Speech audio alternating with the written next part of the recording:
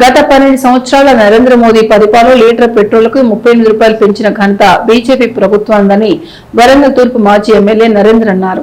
పెంచిన petrol, diesel, వంట gas ధరలు తగ్గించాలని బీఆర్ఎస్ మాజీ ఎమ్మెల్యే నరేంద్ర ఆధ్వర్యంలో కాశీబుగ్గ ప్రాంతంలోని పెట్రోల్ బంకులో వాహనదారులకు పెట్రోల్ కొట్టి నిరసన తెలిపారు.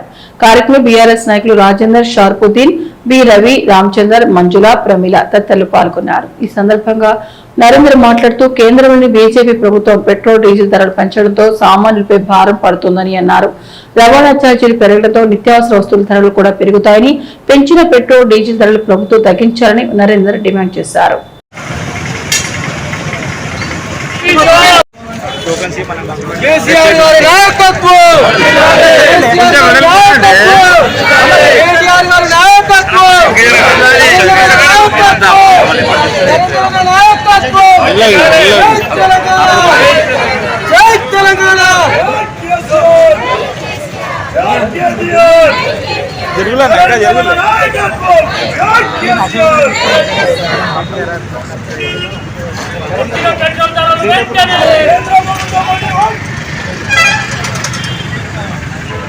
లేపమని నా చేతి లేపమని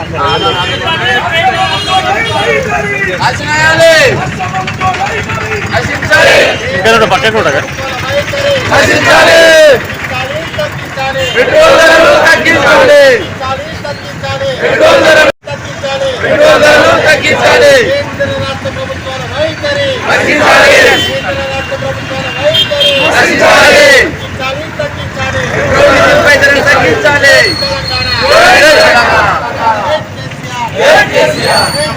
అంశం 12 సంవత్సరాలలో వెరసి 110 రూపాయలు చేశారు.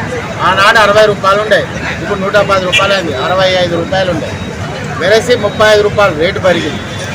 రెండోది, నీకు సెంట్రల్ ఎక్సైజ్ డ్యూటీ అనేది 21 టైమ్స్ పెరిగింది.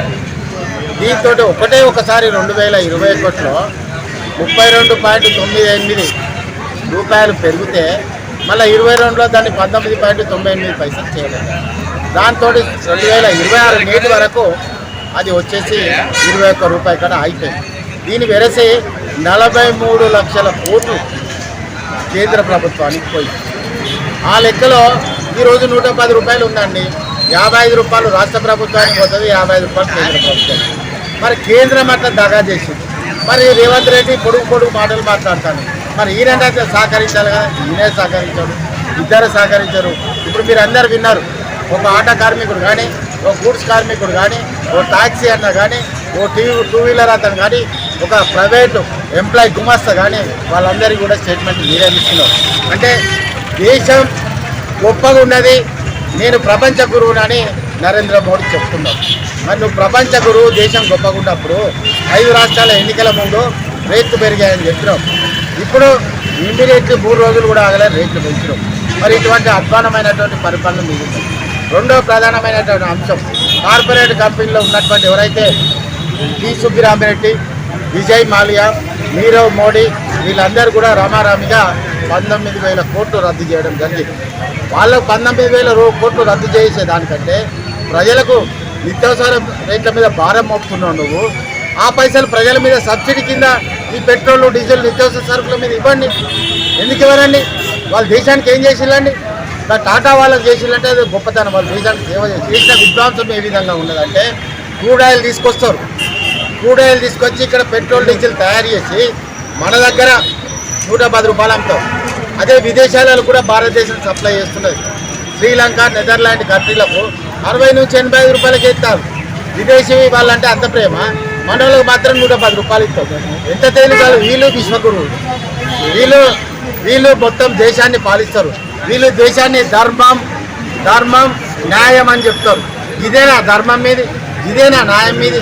ఇదేనా మీ దేశ గురువు చేసే పని? సామాన్యుల యొక్క అభ్యర్థన అంతా కూడా మీరు విన్నారు. కాబట్టి ఇవాళ మేమందరం కూడా రాష్ట్ర ప్రభుత్వం విధానం పద్ధతిగా లేదు, కేంద్ర ప్రభుత్వ విధానం పద్ధతిగా లేదు. 5 రాష్ట్రాల ఎన్నికలు అయిపోయినాక 3 రోజులు కూడా కాకుండా మేము మార్పులు చేసి భారం మోపులు కాబట్టి ఇవే కాకుండా ప్రజల యొక్క పేదల యొక్క సంపద పెరగలేదు, కానీ వాళ్ళ మీద ఆర్థిక భారం మోపిళ్ళు కాబట్టి వాళ్ళ సంపద పెంచలేదు. మీదికెళ్ళి వాళ్ళ మీద ఆర్థిక భారం మోపినావు. ఇదే ఎక్కడి న్యాయమని కూడా ఇవాళ తెలంగాణ రాష్ట్ర ప్రజలు కాదు, ఆంధ్ర పాస్టర్ కాదు దేశ ప్రజలందరూ కూడా నిన్ను క్వశ్చన్ చేస్తున్నారు. దీనికి తప్పనిసరిగా ఆ రోజు నువ్వే అన్నావు, తప్పు చేస్తే రీజన్ చేయాలి, నువ్వు కూడా రీజన్ చేయాలి, దేశ గురువు అని కూడా చెప్తున్నావు.